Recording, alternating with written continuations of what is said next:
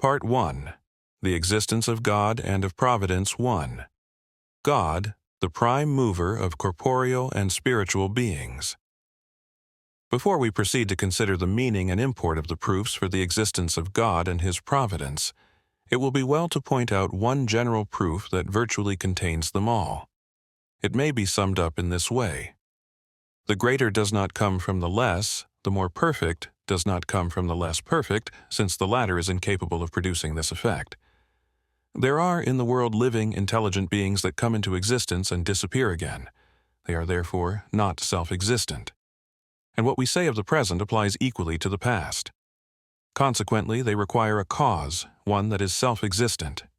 Hence, there must exist from all eternity a first being who owes his being to none but himself, and is able to confer being on others. A first living being, a first intelligence, a first goodness and holiness. If it were not so, the life, intelligence, goodness, and holiness of which we have experience could never have made their appearance in this world of ours. Already open to common sense, this proof may be further scrutinized by philosophical reason, but no fault can be found with it. The greater cannot come from the less, as from its wholly adequate, efficacious cause, for the additional perfection would itself then be without a cause, without a reason for its existence, and hence absolutely unintelligible.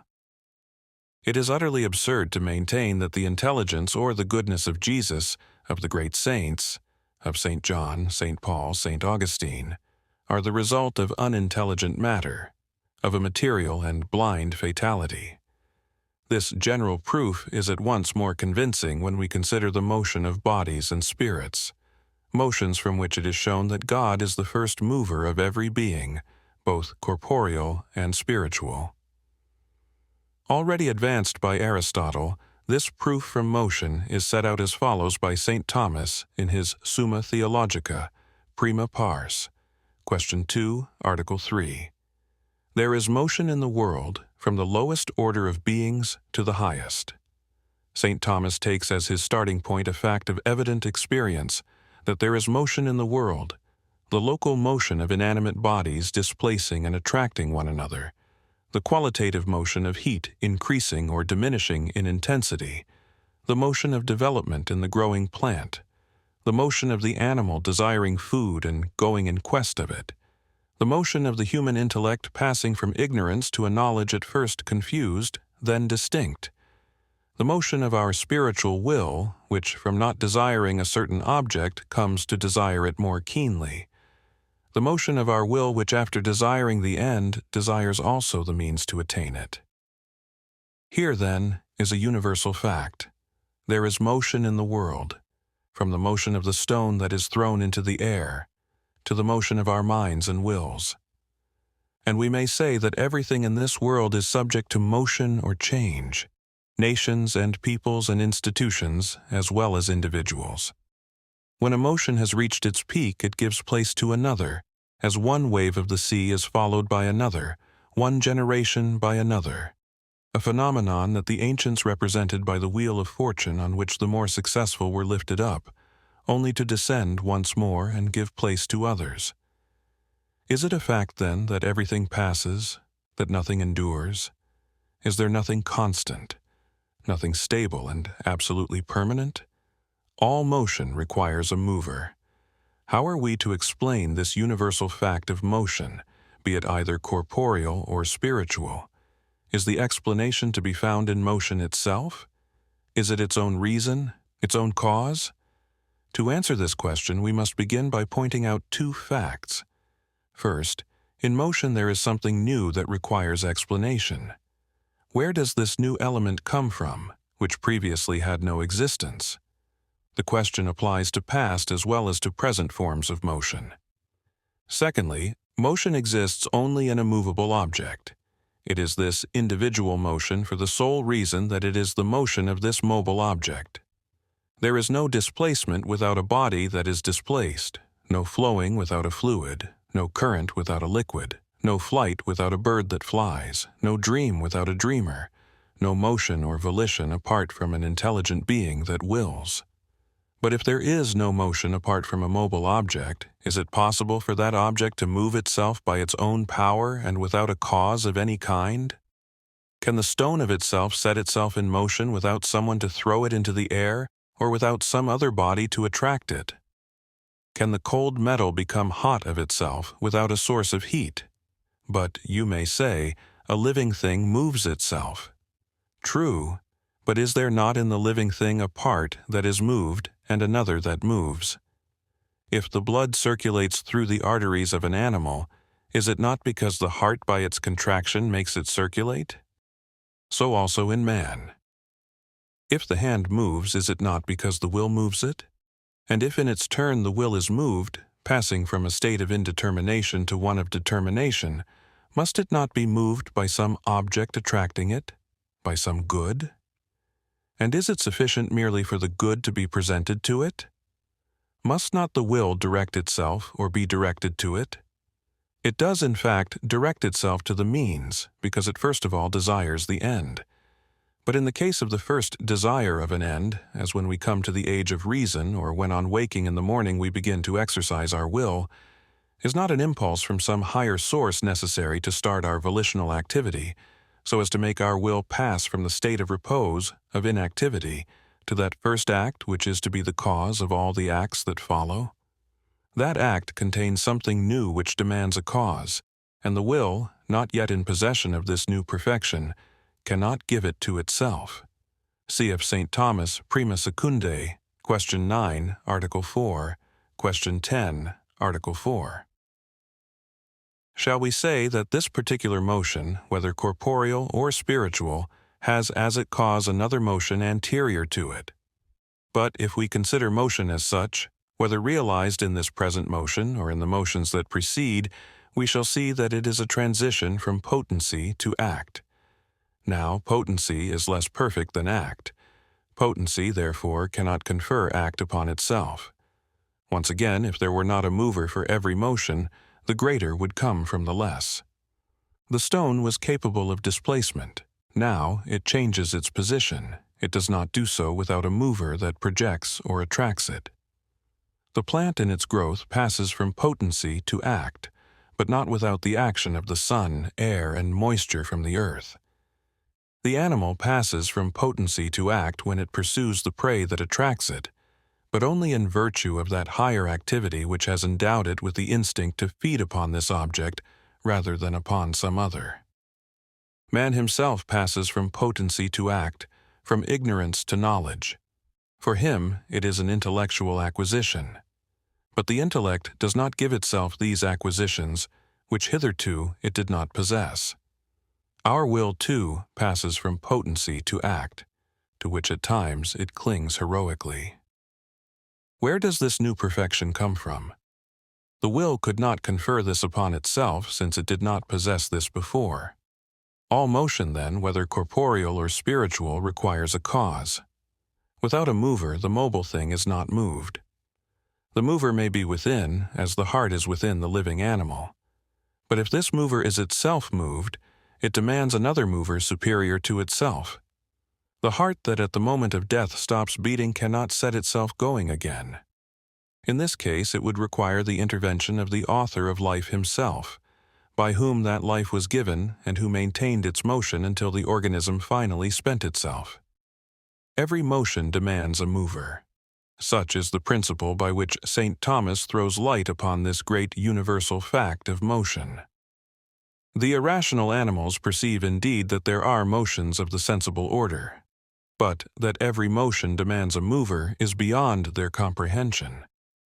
They have no grasp of intelligible being or of the raison d'être of things, but only of sensible phenomena, color, sound, heat, and the like. On the other hand, being and the raison d'être of things constitute the very object of our intellect. Hence we are able to grasp the truth that without a mover, all motion is impossible. Every motion requires a supreme mover, but we must go a step farther. If for every motion, either corporeal or spiritual, a mover is required, does this necessitate a supreme mover? A number of philosophers, including Aristotle, thought it possible to have an infinite series of movers accidentally subordinated to one another in past time. For such as these, the series of animal generations, for instance, never had a beginning. There was never a first hen or a first egg, but always, without beginning, there were hens that laid eggs. The motion of the sun revolving in the heavens had no beginning and will have no end. The evaporation of water from the rivers and seas has always been producing rain, but there was no first rainfall. We Christians hold it to be a fact known from Revelation, that the world had a beginning, that it was created not from all eternity, non ab aeterno, but in time. This is an article of faith defined by the councils, but precisely because it is an article of faith and not merely one of the preambles to the faith, is why St. Thomas holds that reason alone can never demonstrate that the world had a beginning. Prima pars, question 46, article 2. And why does this truth transcend the natural powers of our intellect? Because that beginning depended on the free will of God. Had he so willed, he might have created the world 10,000 years, 100,000 years, millions of years before, or at a time even more remote, without there having been a first day for the world, but simply a dependence of the world on its creator, just as a footprint in the sand is due to the foot that makes it, so that, had the foot always been there, the footprint would have had no beginning. Although Revelation teaches that the world did in fact have a beginning, it does not seem impossible, says St. Thomas, for the world always to have existed in its dependence on God the Creator. But, if a series of movers accidentally subordinated in the past may be infinite, and does not of necessity require a first in time, it is not so with a series of movers necessarily and actually subordinated at the present moment. Here we must eventually arrive at a supreme mover actually existent, one that has not merely given an impulse at the beginning of the world, but that is moving all things now. For example, the boat carries the fisherman, the sea enables the boat to float, the earth holds the sea in check, the sun keeps the earth fixed in its course, and some unknown center of attraction holds the sun in its place. But after that, we cannot go on in this manner ad infinitum in a series of causes that are actually subordinate.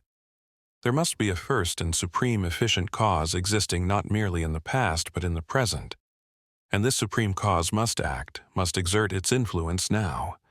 Otherwise, the subordinate causes that act only when moved by another would not act at all. Trying to dispense with the necessity of a source is the same as saying that a watch can run without a spring, provided it has an infinite number of wheels. The watch may have been wound up 1,000 times, 100,000 times, or times without number. In the past, it matters little. What is necessary is for it to have a spring. Likewise, it matters little whether the earth had a beginning in its revolution around the sun. What is necessary is for the sun to attract it now, and for the sun itself to be attracted by a more remote and actually existing center of attraction. In the end, we must come to a first mover that acts of itself, and not through another of a higher order. We must come to a first mover able to give a full and adequate account of the very being or reality of its action. Now, that alone can account for the being of its action which possesses it in its own right, and that not only potentially but actually, a being which, as a consequence, is its very act, its activity, and which, instead of having received its life, is life itself. Such a mover is absolutely immobile in the sense that it already possesses of itself what others acquire by motion. It is in consequence essentially distinct from all mobile things, whether corporeal or spiritual. And here we have a refutation of pantheism. God cannot be confounded with the world, for he is immovable, whereas the world is in a state of perpetual change. It is this very change that demands an immobile first mover, who, instead of passing from the potential to the actual, is his act from all eternity, who is consequently being itself, since action presupposes being and since the mode of action follows upon the mode of being. I am the Lord, and I change not. Malachias 3:6. It is false to say that everything passes and nothing endures, that nothing is constant, nothing stable. There must be a first mover who is himself absolutely immovable. To deny the necessity of a supreme cause is to maintain that the explanation of motion lies in itself, that a mobile thing can of itself and without a mover pass from potency to act, can confer on itself the act, the new perfection it does not yet possess. To do away with a supreme cause is to claim that, as someone has said, a brush will paint by itself provided it has a very long handle. This is maintaining always the same thing, that the greater comes from the less. As evidence of this necessity for a supreme mover in the present and not merely in the past, we may take another example, this time from motion of the spiritual order. Our will begins to will a certain thing. A sick person, for instance, wishes to call in a doctor. And why? Because first of all, he desires to be cured, and to be cured is a good thing. He began to will this good thing, and this act of willing is an act distinct from the volitional faculty. For with us, this faculty is not of itself an eternal act of love for the good. It contains its first act only potentially, so that when the act makes its appearance, it is in the will as something new, a new perfection.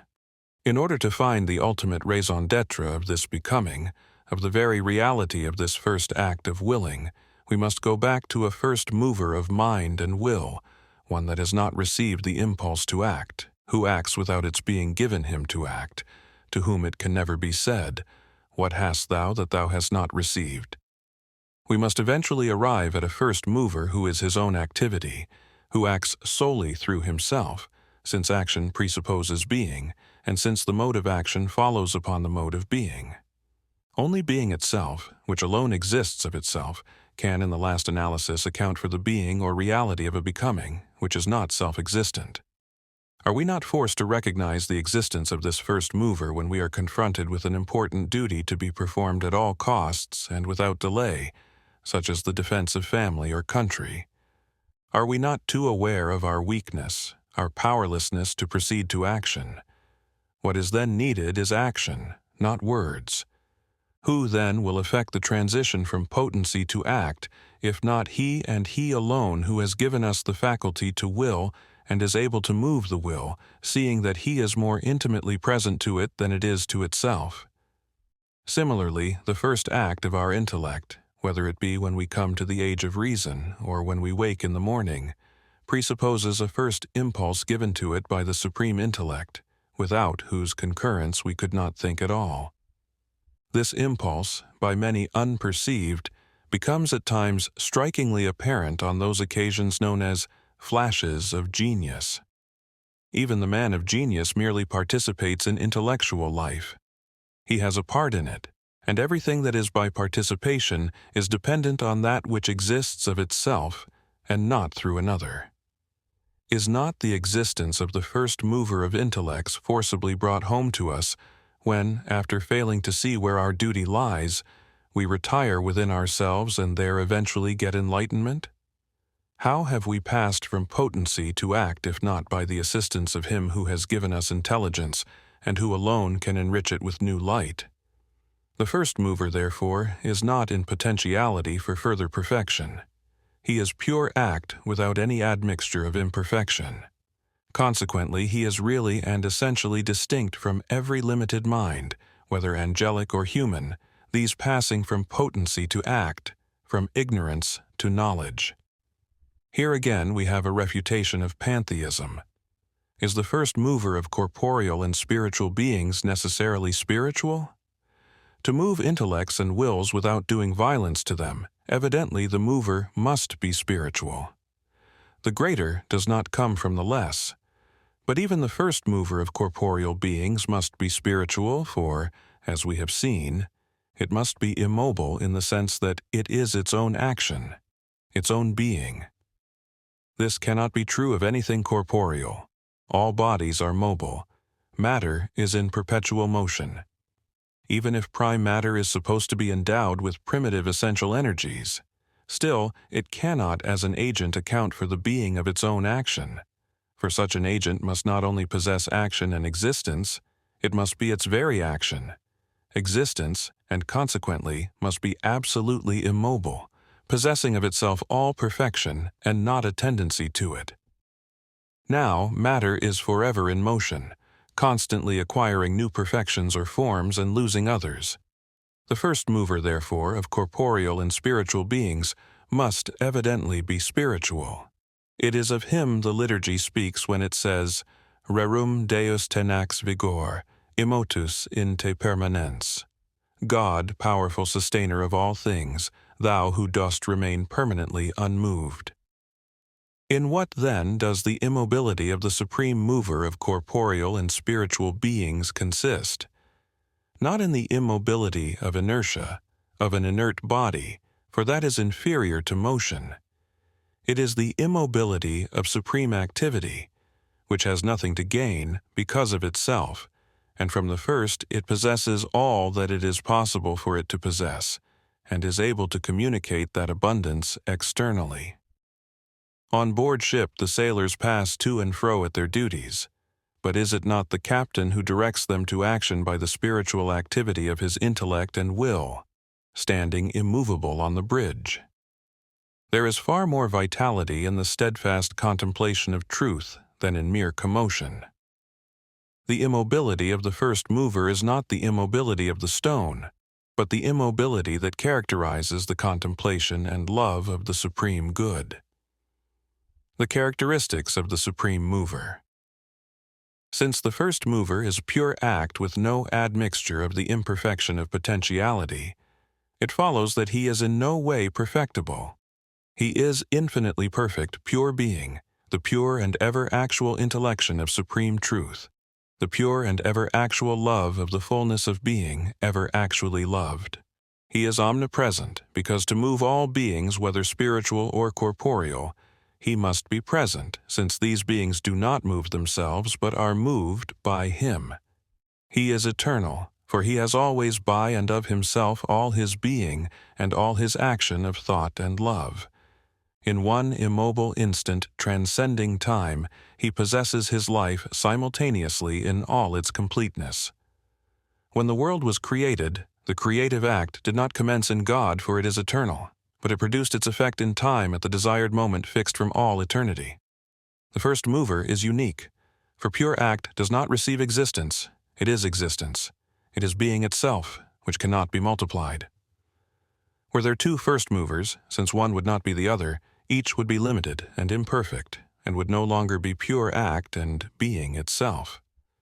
Moreover, the capacity of a second pure act could be nothing more than the first, and would be superfluous. Could there be anything more absurd than a superfluous God? If such be the case, if there is an actually existing first mover of corporeal and spiritual beings, what practical conclusions are to be drawn from it? In the first place, we must learn to distinguish in life between the immobility of inertia and the immobility of higher activities. The immobility of inertia, or of death, is inferior to motion. The immobility that characterizes the contemplation and love of God is superior to the movement it may produce by directing and vivifying it. Instead of dissipating our life in mere commotion, let us endeavor to recollect it so that our activity may be more profound, more consistent and lasting, and directed to eternity.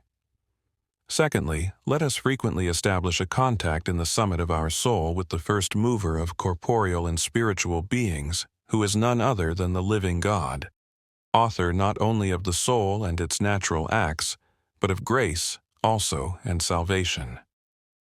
Let us make this contact on waking in the morning, for then we receive within us that impulse from God that stirs us to action. Instead of going astray at the beginning of the day, let us welcome this first impulse by responding to it.